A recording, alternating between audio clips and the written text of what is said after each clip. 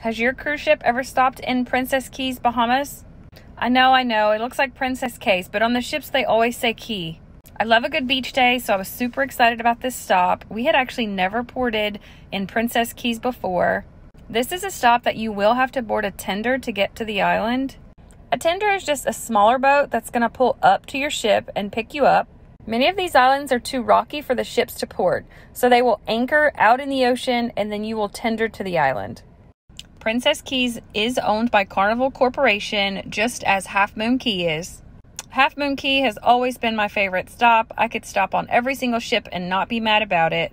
Princess Cays is very similar, so you can pre-purchase and rent those clamshells right there.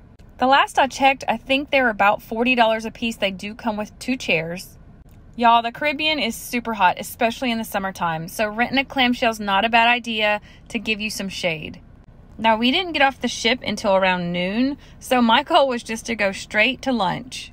It does take a few minutes to deboard. You have got a full section of people at the bottom of that tender as well as at the top. So you will see drinks being sold on this island, and you do have to use your sign and sell card, but unfortunately your drink package does not work towards those drinks. So even if you have the Cheers package, you will have to purchase any beverages that you get on this island. We took this trip with my brother-in-law who is in a wheelchair, and it was really great that they had a sidewalk from the tender all the way to the dining area. I realized afterwards I didn't get a great video, but you will find a small swimming pool and play area right here, as well as restrooms that are super easy to access from the beach. I thought that was a pretty neat option to have. Isn't it beautiful just to see your ship sitting out there in the middle of the ocean? Like I mentioned earlier, our goal was to head straight to lunch. It is a bit of a walk, but there are places to sit along the way if you need a break. The dining hall is referred to as Grill Crazy. When you do finally make it up there, you will find about 3 or 4 different lines to get into. None of them were short, so we just hopped in the first one. Hopefully this gives you a sense of what was on the buffet.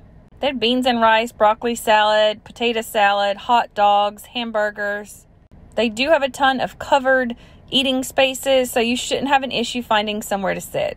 After lunch, we headed on over to the water and spent a little time floating around. We kind of appreciated the overcast on this day because, man, it gets hot in the Bahamas. Lots of people recommend to bring water shoes for this particular port, but none of us had them and we were fine. You'll get to see lots of people paddleboarding and snorkeling. Hope you enjoyed this. Let me know if I can answer any questions. Happy cruising!